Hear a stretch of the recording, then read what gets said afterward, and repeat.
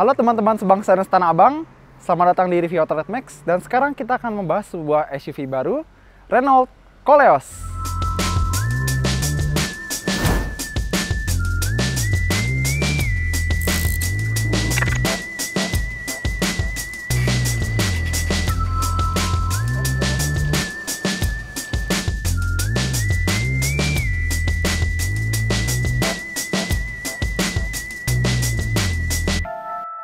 Gila, ini mobil sebenarnya cakep banget ya. Tapi ini adalah satu-satunya SUV di Indonesia atau crossover di Indonesia yang merupakan hasil perkembangbiakan dari program KJP. Bukan Kartu Jakarta Pintar, tapi Korea, Jepang, Perancis, KJP. Jadi dirakit di Korea, basicnya Jepang, mereknya Perancis. Mungkin ada beberapa dari kalian udah tahu kalau misalnya ini adalah sebuah Nissan X-Trail cuma dicakepin di salon Tata Rias. Tapi emang hasilnya tuh cakep banget. Mobil ini benar-benar unik di jalanan. Apalagi uniknya itu karena desain lampu depannya, mukanya, ini benar-benar khas banget. Beda dibanding yang lain. Biasanya kalau mobil-mobil yang berbagi platform itu kan mereka kadang cuma ganti logo doang atau merubah kecil-kecilan. Ini mobil ini kelihatannya beda banget dibanding X-Trail. Pertama dari mukanya, dia itu khas banget. Terutama karena dia punya LED bentuk huruf C di sini. LED-nya itu kalau nyala asli cantik.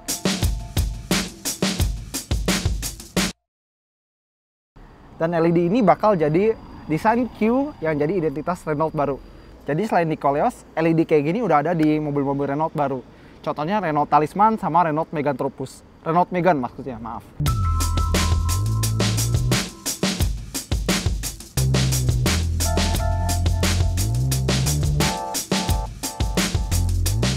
Terus kalau misalnya dibanding lawan-lawannya di kelasnya, dia punya lampu itu udah LED, dan tiap lampu itu dia ada 2 LED proyektor, jadi total di depan ada 4 proyektor LED. Dan LED-nya tuh kalau nyala di malam hari itu asli cakep. Apalagi kalau mantul di kaca atau cermin gitu ya. Terus di sini ada fog lamp, tapi fog lamp ini juga multifungsi. Kenapa? Dia punya fitur cornering light, yang kalau misalnya setir belok kiri, lampu kiri nyala, belok kanan, lampu kanan nyala. Jadi fog lamp ini kalau misalnya kita fungsi normal, dia jadi lampu kabut, tapi saat setir belok, dia jadi cornering light. Oke, kita lanjut ke bagian lain. Desain mobil itu benar-benar kerasa Perancisnya. Soalnya ada banyak desain yang eksentrik, kalau boleh gue bilang. Misalnya, dari lampu sini, ini ada chrome, nembus, balik lagi ke depan. Cuma ini ventilasi udaranya palsu, jadi jangan percaya. Terus yang gue seneng, ini garis di kap mesin itu, lanjut sampai LED signature-nya. Jadi eksteriornya tuh bener-bener cantik, kerasa Eropa banget. Tapi jangan jongkok ke bagian bannya, karena setelah kita lihat bannya baru kerasa Koreanya. Soalnya kalau kita lihat di sini, dia itu bannya ban Nexen, namanya Nexen N-Pris RH7. Ukurannya 225/60 R18. Jadi ini pelek two-tone ini, dia ukurannya 18 inci. Dan nggak kayak BMW atau Mercedes atau Audi, ini bukan run flat tire. Jadi kalau misalnya bannya pecah atau bocor, ya ganti, apalagi. Terus kalau di luar kita udah bisa ngeliat kalau fiturnya ini bener-bener salah satu yang menggiurkan. Bukan menggiurkan, bahkan bikin mupeng gitu, muka pengen. Soalnya kalau misalnya SUV lain di kelas ini cuma punya sunroof, dia punya panoramic sunroof. Dan ini nggak ada di X-Trail. Jadi kalau misalnya kalian pengen X-Trail yang punya panoramic, ya coba sih Koleos, maaf. Terus kalau lihat bagian sampingnya gini ya, dia itu masih ada sedikit kerasa X-Trailnya. Cuma emang didesain sama Renault tuh lebih ke Eropa-Eropaan. Kerasa nggak sih Eropanya? Ya udah kita lanjut aja ke bagian belakang. Tadi depan cakep, samping cakep, belakangnya juga sama cakepnya. Ini lihat lampu remnya, dia ini bentuknya asli, eye catching banget. Cuma kalau misalnya kita injek lampu rem, yang nyala cuma bagian yang kayak huruf C di sini. Tapi kalau misalnya kita nyalain lampu mobil, nyalanya tuh sampai ke sini-sini. Nah, terus di bagian belakang kita bisa lihat dia udah punya antena shark fin, udah ada kamera parkir, tapi dia nggak punya all around view monitor seperti Nissan X-Trail. Jadi dia cuma punya sensor parkir beneran, bukan sensor parkir jeduk. Sensor parkir ada di depan, samping, sama belakang. Tapi kalau misalnya kalian ngerasa sensor yang ngeganggu, kalian bisa pilih mau sensor parkir yang mana yang dimatiin. Depan matiin, samping matiin, belakang matiin, terserah kalian. Cuma ada satu detailing yang belakangan ini banyak di mobil-mobil lain selain mobil ini, tapi gue nggak suka. Itu adalah detailing knalpot palsu seperti ini nih. Jadi knalpot palsu ini 1, 2, ini cuma aksen chrome yang dibentuk kayak knalpot. Knalpot aslinya tuh ada di bawah sini.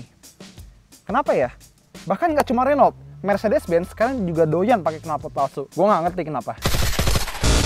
Sekarang kita mau bahas bagasinya, tapi sebelumnya gue kasih lihat dulu kunci si Koleos. Jadi dia tuh bentuknya kayak cukuran jenggot.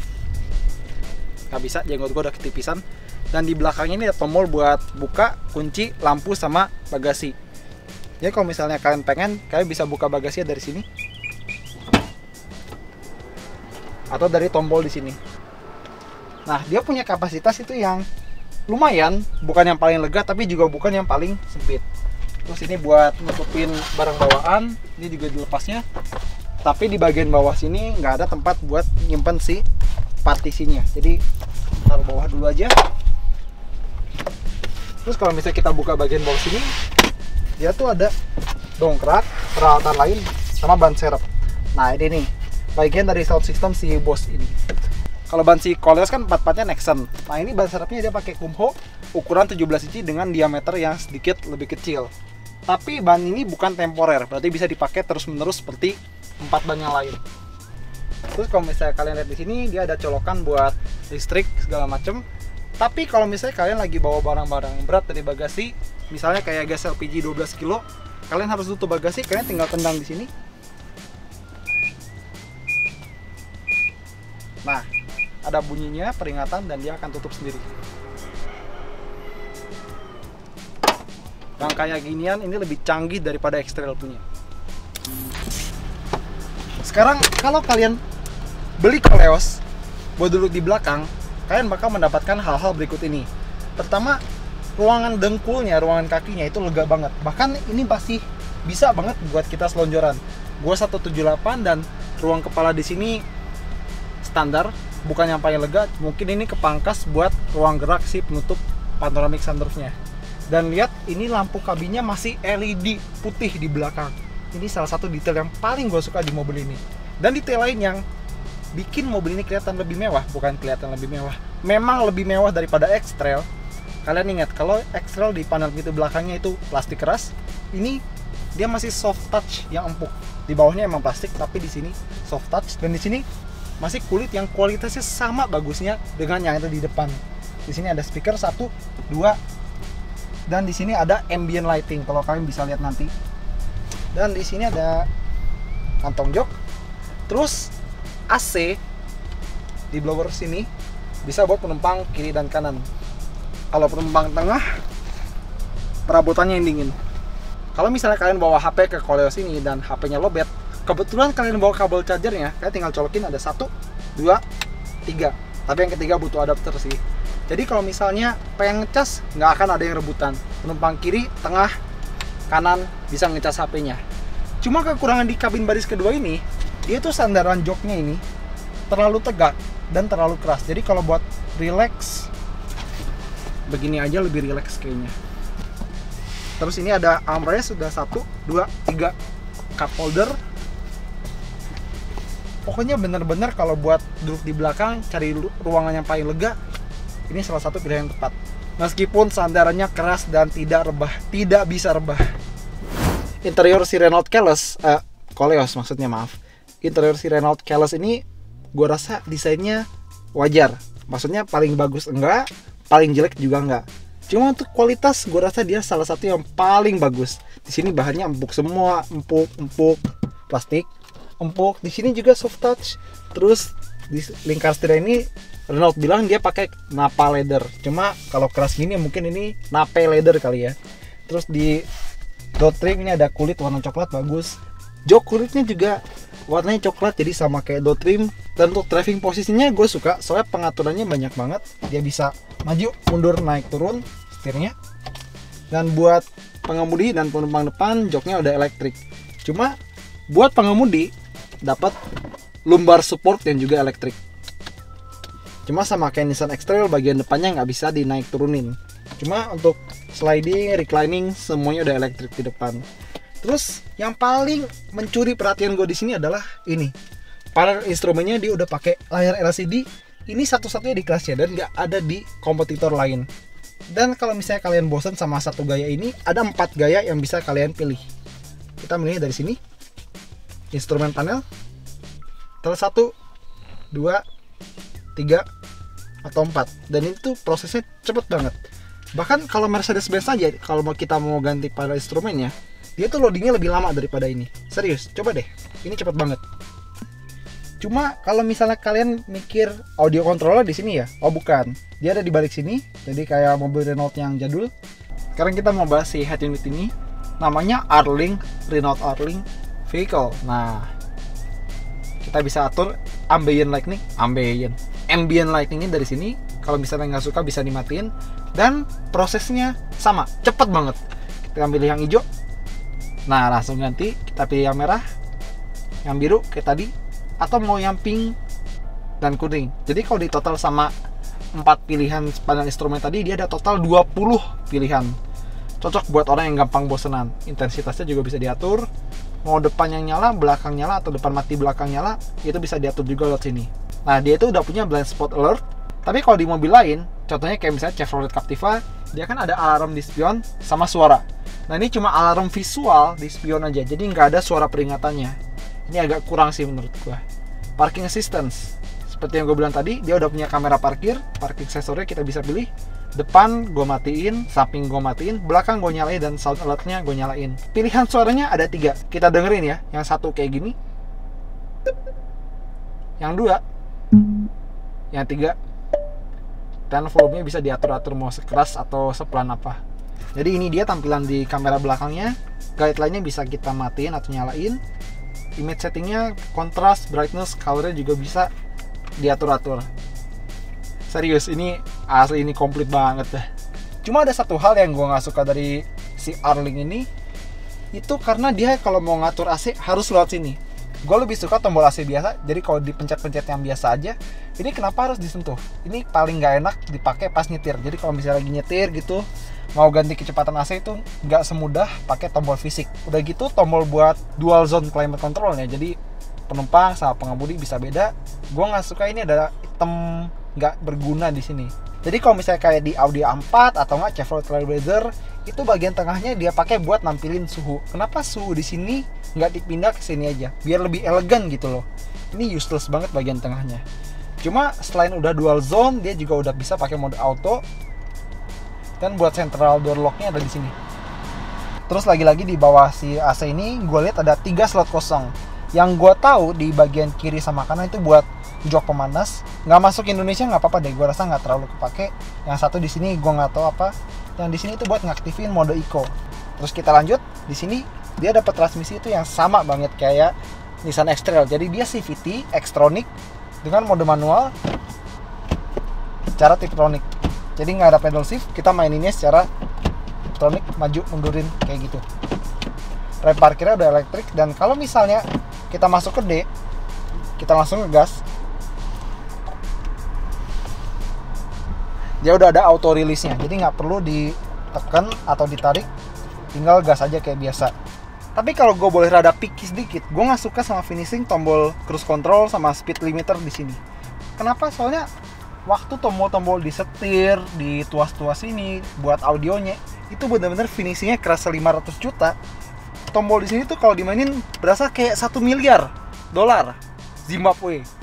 Terus bicara soal kepraktisan, mobil ini gue bilang standar. Soalnya di sini ada laci satu, sama di sini ada power outlet.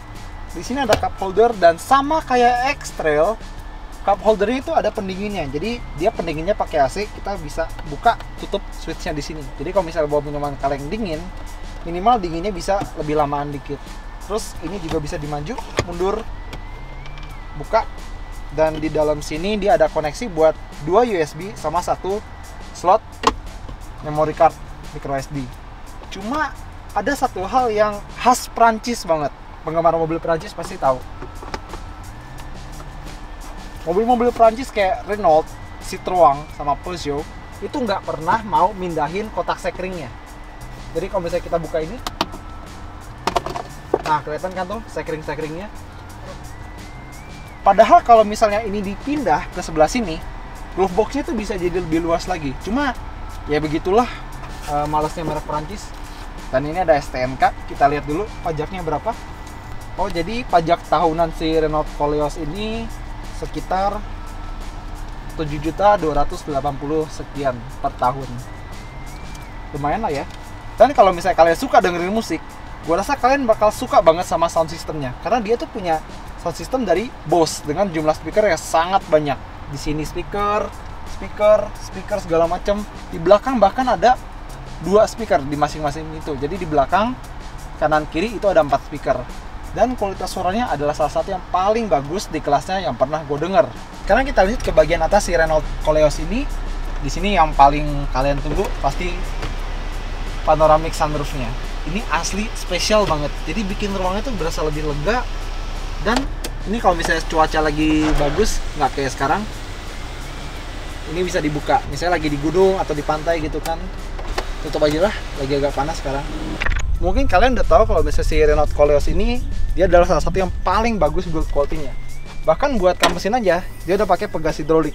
Jadi nggak pakai tokat sirma lampir lagi, cupnya bisa langsung keangkat. Di sini kalian yang lagi ngeliat mesinnya, sama persis sama mesin Nissan X-Trail yang 2500 cc. Jadi dia 2500 cc, 4 silinder, naturally aspirated, nggak pakai force induction. Tenaganya 170 horsepower dan torsinya 233 Nm. Terus mungkin kalian mikir, mobil ini servisnya gimana? Kalau Renault kan dealernya di sini, di situ belum ada, bla bla bla bla segala macem. Tenang aja. Menurut Renault, mesin ini bisa diperbaikin di beberapa dealer Nissan tertentu. Jadi kalau misalnya terutama kalian kalau di Jabodetabek atau nggak Jawa Barat, Jakarta segala macem, mungkin kalian nggak perlu khawatir kalau ada apa-apa sama mesin ini. Dan sama kayak X-Trail, mesin ini dia pakai penggerak roda depan, gearbox CVT. Gimana rasanya? Ayo kita test drive.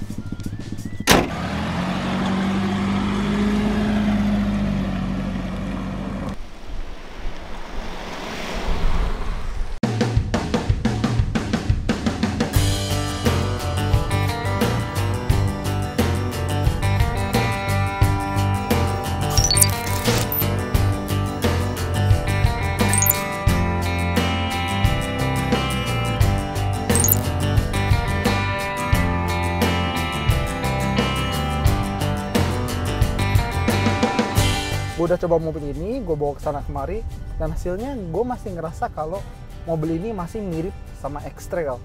Contohnya ini setirnya dia enteng banget. Kalau dipakai buat dalam kota, ini adalah setir yang paling enak. Cuma kalau buat luar kota atau buat jalan tol, setir ini rasanya kurang mantap karena kurang berbobot.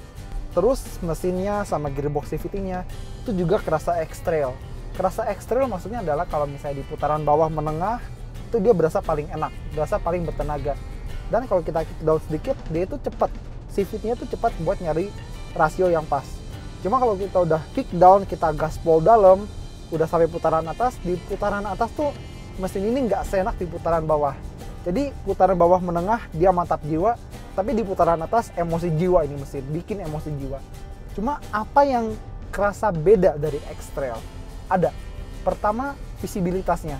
Oke, bagian depan masih oke, cuma ini pilar A-nya tebal banget, jadi kalau misalnya mau muter balik harus hati-hati. Cuma begitu melihat ke belakang itu udah sedikit lebih susah daripada X-Trail, soalnya kaca belakangnya itu sempit banget. Dan oh iya, ini spion tengahnya udah auto dimming, jadi dia bisa gelap atau terang sendiri. Terus yang kerasa beda dari X-Trail itu peredaman suaranya, soundproofingnya. Gue udah coba bawa mobil ini di kecepatan tol 100 km per jam, dan suara yang masuk tuh cuma suara dari jalanan, itu pun dikit banget. Suara dari luar itu bener-bener keredam dengan sempurna. Jadi ini termasuk salah satu yang paling hening di kelasnya buat urusan peredaman kabin. Terus yang beda lagi antara Koleos sama X-Trail itu bantingan suspensinya. Kalau menurut kalian X-Trail itu empuk, nyaman, ini beda. Si Koleos ini disetting buat sedikit lebih kaku. Keras ya, bukan kaku. Jadi kalau misalnya dia ibaratin, dia itu ada di tengah-tengah antara comfort dan handling. Dia itu nyaman, tapi nggak ngayun. Dia juga mantep, tapi nggak gubrak-gubrak. Jadi apa sih Koleos ini SUV yang fun to drive? Apa dia SUV yang asik dikendarai? Oh ya jelas dong, enggak. Kalau misalnya buat fun to drive, gue rasa ada rival yang lebih baik. Cuma kalau misalnya kalian mencari sebuah all-rounder yang value for money-nya bagus dan kualitasnya bagus, dan bisa kompensasi antara handling dan comfort yang berada di zona yang pas, gue rasa ini dia mobilnya. Terus yang gue suka lagi dari mobil ini adalah fitur keselamatannya. Dia punya ABS, EPD, BA, pastilah. Mobilnya udah 490 juta, masa nggak punya kayak gituan. Terus airbagnya ada 6, jadi 2 depan, 2 samping, dan 2 tirai. Terus nggak cuma itu, dia juga punya hill start assist, jadi kalau ditanjakan mobil nggak meluncur dulu tapi tahan beberapa saat. Dan dia juga punya stability control dan traction control. Cuma kalau misalnya katakanlah di CR-V atau nggak CX-5 atau Captiva, dia stability controlnya bisa dimatiin. Di Koleos dia nggak ada tombol buat matiin si stability controlnya. Terus satu hal yang paling gue suka dari si Koleos ini, pas gue bawa di jalan, itu dia tuh kerasa lebih berkelas, lebih mewah, lebih bergengsi secara desain dibandingkan teman-temannya di kelas yang sama. Dan nggak jarang gue disangka lagi bawa mobil 500 jutaan ke atas. Padahal harganya nggak sampai 500 jutaan loh. Si Koleos ini memang kerasa kayak X-Trail, cuma dia tuh kayak ada bumbu-bumbu Eropanya gitu. Jadi dia lebih kerasa Eropa daripada Jepang, terutama di sisi bantingannya, peredamannya, terus kualitas berkendaranya. Mungkin dia tuh kerasa lebih Eropa daripada X-Trail. Terutama kalau kita lihat tuas sennya di kiri, terus wipernya di kanan. Itu Eropa banget. Cuma satu hal yang gue kurang suka sama si Koleos ini adalah bunyi klaksonnya. Bayangin, masa mobil udah segagah, secakep ini, bunyi klaksonnya kayak gitu. Ini mah suara Kijang Kapsu bunyinya nih. Jadi ibarat gue tuh udah ngeliat Chelsea Olivia gitu ya, tapi suaranya kayak Chelsea Oli samping. Jadi gimana kesimpulan kita soal si Renault Koleos ini? Mobil ini banyak banget kelebihannya dan sangat value for money. Terutama yang kita suka tuh dia tuh desainnya bener-bener mewah, berkelas.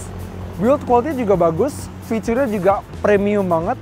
Terus ada kesan-kesan atau detailing-detailing yang kerasa lebih premium, kayak misalnya ambient lightingnya, terus elektroniknya canggih, head unitnya bagus, nggak lemot, dan yang pasti suara sound system Bose-nya itu ajib. Cuma emang mobil ini nggak sempurna karena ada kekurangannya, misalnya driving quality standar-standar saja, tidak asik tapi juga tidak payah. Terus CVT-nya dan mesinnya tidak begitu nikmat di putaran atas. Ruang belakangnya lega, tapi sandaran joknya tegak, itu bikin jadi sedikit nggak nyaman. Bagasinya juga biasa aja, tapi tenang aja, kalian nggak perlu mengkhawatirkan masalah servis segala macam, karena Renault bilang mobil ini bisa diservis di beberapa dealer Nissan yang udah mereka tunjuk.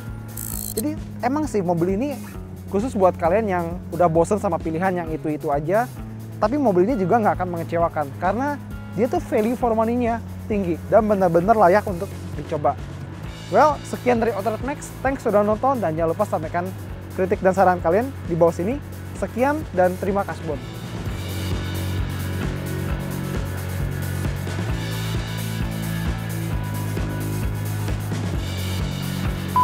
Well, mobil ini banyak banget. Kalian lobet, sorry.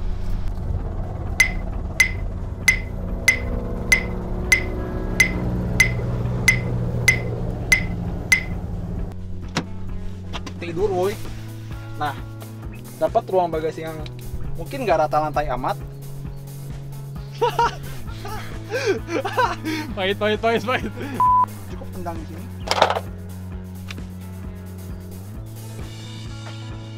Nutup boy. Itu bunyi klaksonnya kayak gitu. Bukan, gua ngetes bunyi klakson.